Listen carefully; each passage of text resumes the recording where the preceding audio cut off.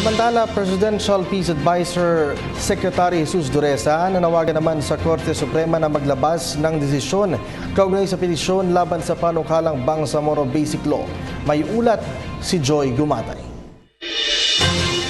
Hinimok ni Presidential Peace Advisor Jesus Dureza ang Korte Suprema na maglabas na ng desisyon patungkol sa petisyong inihain ng mga grupong hindi sumusuporta sa pag-iimplementa ng Bangsamoro Basic Law at nagsasabing di umano'y unconstitutional raw ang ilang probisyon ng panukalang batas na ito.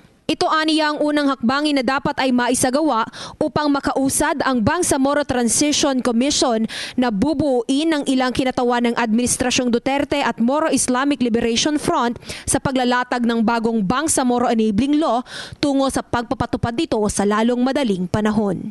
Yan ang pinaka-best case scenario. Baka pwede niyong i-appeal, isulatan din yan sa Supreme Court, di ba?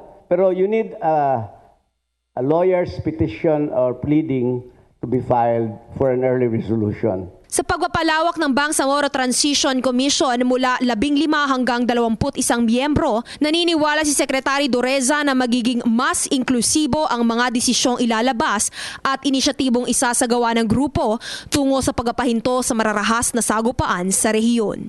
Lahat ng mga sectors, kailan pakinggan mo sila lahat Kasi everybody would like to have a say Hindi mo naman lahat maka-input doon dahil kukunti lang yung representation sa BTC. Pero dapat yung members ng BTC makinig ngayon doon sa sinasabi ng lahat. Siniguro naman ang kalihim na sasamantalahin ng ating pamahalaan ang patuloy na paganda ng peace talks momentum tungo sa paggamit ng pangmatagalang kapayapaan at kaayusan sa Mindanao, gayon rin sa buong bansa. Ang susunod na pagpupulong ng Bangsamoro Transition Commission ay isasagawa sa Agosto at 30 sa lungsod ng Davao. Para sa PTV News, Joy Gumatay.